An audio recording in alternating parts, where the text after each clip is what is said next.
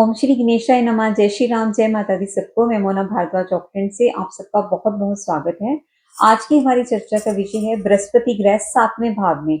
इससे पहले जैसा कि मैंने पहले पहले भी बताया है अपनी वीडियोस में कि हमने रिसेंटली ही लाल किताब के टॉपिक्स के ऊपर चर्चा शुरू की है। और जो हमारी पहली श्रृंखला थी वो थी ऋण पत्री के ऊपर, कि जब हर ग्रह से कोई ऋण रहता है जातक को, या हम ऐसे कह सकते हैं किसी तत्व और किसी ग्रह का दोष लग जाता है, तो उसमें क्या सिम्टम्स रहते हैं, क्या रेमेडीज और करके जो जातक है इस कष्ट से निवारण कर सकते हैं।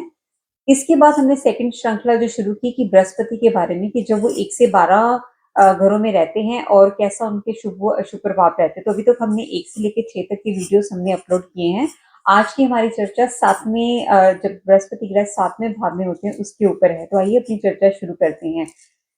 जो 7वां घर है कालपुरुष कुंडली में लाल किताब मान्यता के अनुसार ये हमारी पार्टनरशिप का घर है। जो पार्टनरशिप जैसे कि हाँ, जिसके साथ हम व्यवसाय करते हैं, चाहे वो धर्म का काम है, जैसे प्रॉफिट फॉर, जैसे ऑर्गेनाइजेशन फॉर प्रॉफिट और नॉन फॉर प्रॉफिट। तो चाहे हम किसी धर्म के लिए काम कर रहे हैं, अगर हम किसी के साथ मिलकर कर रहे हैं तो ये घर उससे रिलेट करता है। दूसरा पार्टनरशिप, चाहे हमारी शादी हुई है या नहीं हुई, जैसे किसी हमारा बॉय गर्लफ्रेंड वाला रिश्ता है किसी के साथ, या फिर हम लिविंग रिलेशनशिप में हैं, या पति पत्नी वाला रिश्ता, तो उस पार्टनर को भी रिलेट करता है। इसके अलावा सामाजिक दायरे में जो हमारा लेन देन रहता है व्यवसायिक तौर पर, कि हमने किसी से पैसे ले लिए हैं, या किसी को हमने सामान बेच दिया, या हमने किसी को पैसे उधार दे दिए हैं, तो वो भी इस घर से संबंध रखता है। दूसरी बात कि ये जो घर है हमारा 7वां घर, ये शुक्र ग्रह और बुध ग्रह का है। और यहाँ पर बृहस्पति कहीं ना कहीं कंफर्टेबल नहीं होंगे, क्योंकि बुध ग्रह और शुक्र ग्रह से उनकी मित्रता तो नहीं है, तो वो दुश्मन वाली स्थिति में ही आ जाते हैं। तो इसलिए ये यहाँ पर बहुत मायने रखता है कि कुंडली में बुध ग्रह कहाँ पर बैठे हैं, वो अपने मित्र के घर पर है, ये शुभ स्थिति में है, अशुभ स्थिति में है। क्योंकि उस स्थिति में अगर वो शुभ स्थिति में है तो वो अपने अपने घर को साथ, वहां से 7वें घर को उसका ध्यान रख सकेंगे। लेकिन अगर वो खुद ही शुभ स्थिति में है तो उस केस में जो बृहस्पति जिनको वो अपना दुश्मन मानते हैं, उनके घर पर आकर बैठे हुए हैं 7वें घर में, तो जो 7वें घर के जो फल हैं वो खराब हो जाएंगे। और दूसरी बात, क्योंकि जो बृहस्पति ग्रह हैं वो बहुत बड़े ग्रह हैं, और वो हमारी कुंडली के बहुत सारे घरों को से संबंध रखते हैं, जैसे दूसरा, 5वां, 9वां, 11वां और 12वां। और इसके अलावा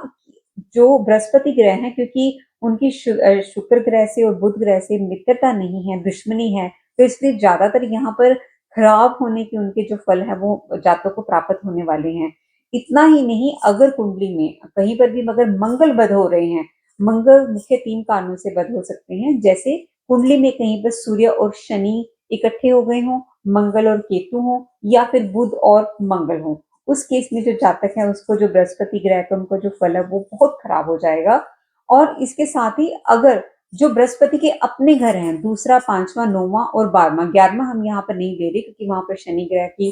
का भी उनका आधिपत्य है। तो दूसरा, 5वां, 9वां और 12वें घर में अगर राहु, बुध और शुक्र आ जाए तो भी जो बृहस्पति का जो फल है 7वें घर से वो खराब हो जाता है। इसके साथ ही एक बहुत बड़ी एक्सेप्शन है कि चाहे बृहस्पति अपने घरों में बैठे हों, यहाँ तो वो 7वें घर में, शुक्र और बुध के घर में, तो अगर राहु 11वें घर में बैठे हों, उस केस में जो बृहस्पति का जो फल है वो खराब हो जाता है। तो इसलिए यहाँ पर जब जातक का बृहस्पति 7वें घर में आ जाता है, जातक को हो सकता है बहुत सारी समस्याओं का झेलनी पड़े। वो एक ही स्थिति में शुभ हो सकते हैं कि अगर जो बुध ग्रह हैं कि वो अच्छी स्थिति में बैठे हैं, अपने मित्र की घर बैठे हुए हैं, तो वो वहां से जो अपने घर को दृष्टि देकर या अपने दूर से अपने घर को थोड़ा बहुत वो डैमेज जो कंट्रोल वो कर सकते हैं। और यहाँ पर कुछ संकेत भी बनते हैं कि जो ऐसा जातक होगा वो बहुत धर्मी हो सकता है, और वो अपने घर पर बहुत सारी किताबों का उसने इकट्ठी की कर रखी हो, जैसे वो धर्म से रिलेटेड हो, एस्ट्रोलॉजी से रिलेटेड हो। और इसके अलावा जो ऐसा जातक होगा उसके अपने भाइयों से बिल्कुल भी बनती नहीं होगी। वो अपने भाइयों के लिए हो सकता है ये भी कहता हो कि ये तो इनका जन्म होते ही अगर इनकी मृत्यु हो जाती तो ज्यादा अच्छा होता, क्योंकि उसका कारण चाहे कुछ भी रहे, उनकी आपस में नहीं बनती, या भाइयों का दुर्व्यवहार है, या वो उसकी रिस्पेक्ट नहीं करते, लेकिन ऐसा जातक कह सकता है। तो ऐसे जातकों को हमारी ये एक हिदायत रहती है जब भी 7वें घर में बृहस्पति आ जाता है कि आप अपने घर पर कोई भी मूर्ति स्थापन मत करें, क्योंकि आप धर्मी हैं, आप पूजा करते हैं, आप पूजा करें, लेकिन घर में मंदिर मत बनाएं। घर में मंदिर बनाएं, लेकिन ऐसा मंदिर मत बनाएं कि जहां पर मूर्ति की स्थापना हो। तो जो मूर्ति का साइज भी वो बहुत छोटा हो, जैसे बाल अवस्था में, जैसे हम कह देते हैं कि ठाकुर जी बाल अवस्था में, हनुमान जी का बाल रूप, तो छोटी छोटी मूर्तियां, या फिर वो फ्रेम वाली मूर्ति, फ्रेम वाली फोटोज भी रख सकते हैं जिस पर फोटोज बनी होती हैं भगवान की सभी। तो इसलिए जातक को इस चीज का खास ध्यान रखना होगा। इसके साथ ही जातक का अगर जो बृहस्पति है वो शुभ स्थिति में नहीं है, जातक के बाल झड़ सकते हैं, स्पेशली पीछे से जहां पर पंडित गोदी रखते हैं। और जातक की जो व्यवसाय है वो भी उनका जो उसमें प्रॉब्लम आ सकती है, उनका जो लेन देन में पैसे है वो फंस सकते हैं, और वो बिना किसी कारण से लोन ले सकते हैं, पैसा ऐसी जगह पर लगा सकते हैं जहां पर लगाने की जरूरत ना हो। इसके साथ ही जातक का अपने पार्टनर के साथ भी जो है वो प्रॉब्लम्स हो सकती है। इसके अलावा जहां जहां बृहस्पति की दृष्टि जाएगी, जैसे यहाँ से जो दृष्टि है वो 10वें घर और सॉरी 11वें घर, पहले घर और तीसरे घर में जाएगी, तो जातक को अगर कोई लाभ होने वाला होगा वो भी होते होते रह जाएगा, और उनकी अपनी तबीयत भी खराब हो सकती है। उनको कोई सांस से रिलेटेड प्रॉब्लम हो सकती है, क्योंकि जो बृहस्पति उनका जो रिलेशन है, जो उनकी जो एसोसिएशन है वो वायु तत्व से, और वायु तत्व सांस से रिलेट करता है, हमारा जो सांस होता है। तो इसलिए जातक को कोई सांस की बीमारी, दमे की बीमारी, ऐसा कुछ भी उनको हो सकता है। और अगर मंगल बद है तो उनको रक्त से रिलेटेड भी प्रॉब्लम हो सकती है, और उनको संतान से रिलेटेड भी प्रॉब्लम प्रॉब्लम हो सकती है, क्योंकि अगर संतान हो सकता है या तो होना, या होकर मर जाए, या हो वो अयोग्य हो, या अगर जातक ने गोद भी ले ली हो तो भी ऐसी संतान उनको छोड़कर चली जाए। इसके साथ ही क्योंकि जो तीसरा घर पर भी उनकी दृष्टि जाती है, तीसरा घर मंगल और बुध का है, और अगर मंगल बद है तो और भी खराब, और अगर वहां पर मंगल टेवे में बुध बद नहीं है, लेकिन अगर बुध ग्रह शुभ स्थिति में नहीं है,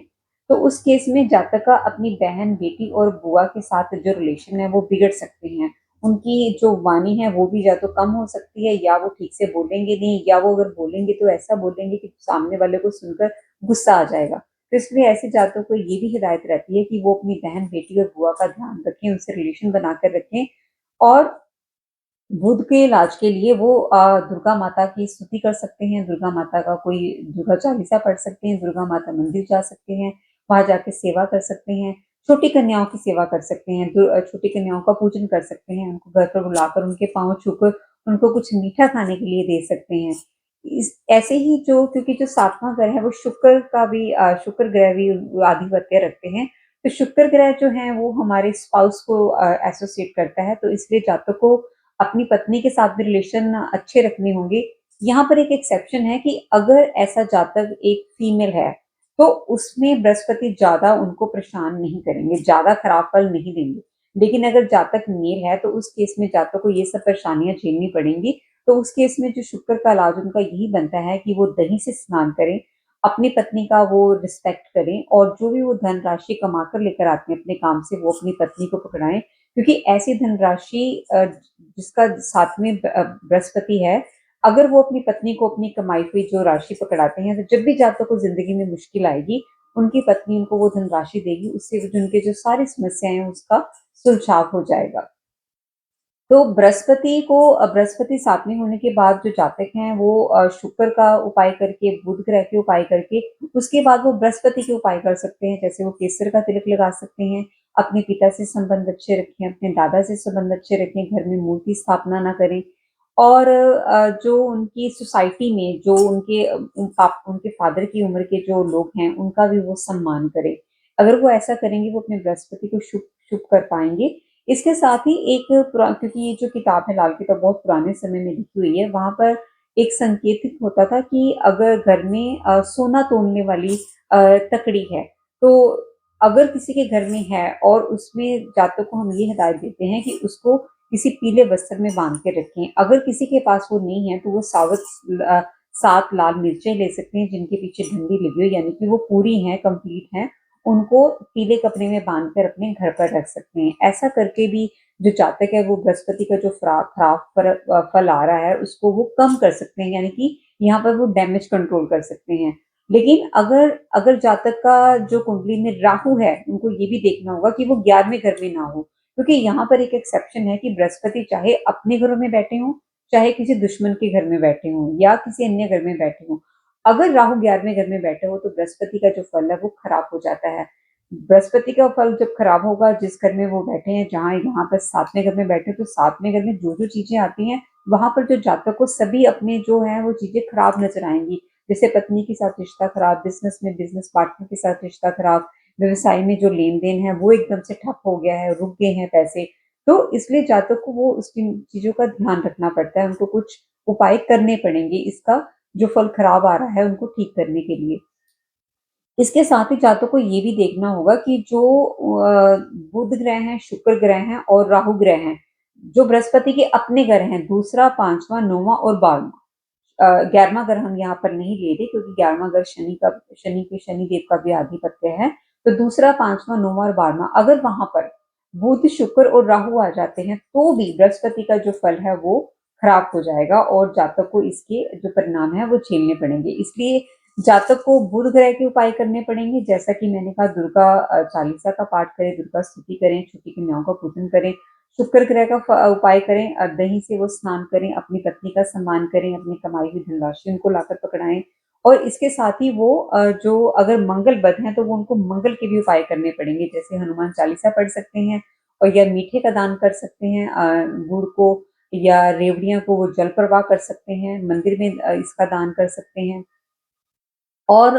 इसके अलावा उनको बृहस्पति ग्रह के उनको उपाय करने पड़ेंगे, जैसे पीपल के पेड़ की सेवा करें, अपने पिता से रिश्ते अच्छे बना के रखें और इसके अलावा किसी पंडित को वो पीले कपड़े या पीले मिठाई दान कर सकते हैं। तो ऐसे करके जो जातक हैं वो बृहस्पति का जो परिणाम है, जो खराब फल आ रहे हैं 7वें घर से, वो उनको ठीक कर सकते हैं। तो ज्यादातर 7वें घर से जो बृहस्पति के जो परिणाम है वो खराब फल ही आता है, ठीक बहुत कम आता है, वो उसी अवस्था में आएगा अगर जो बुध ग्रह हैं वो कुंडली में जहां पर बैठे हैं उनकी स्थिति बहुत अच्छी है, मजबूत है और अपने मित्र की राशि में है, वहां से वो अपने अपने घर की 7वें घर की डैमेज कंट्रोल कर सकते हैं। तो इसके साथ ही इस वीडियो को हम यहीं पर समाप्त करेंगे और समाप्त करने से पहले मैं आप सब लोगों से रिक्वेस्ट करना चाहूंगी कि अगर आप ये वीडियो देख रहे हैं, समझ रहे हैं, जान रहे हैं और आपको अच्छे लग रहे हैं तो कृपया प्लीज लाइक कीजिए, सब्सक्राइब कीजिए ताकि मेरा हौसला बढ़े और मैं ऐसे ही आपके लिए वीडियो बनाकर लाती रहूं। आप सबको बहुत बहुत धन्यवाद। जय श्री राम, जय माता दी।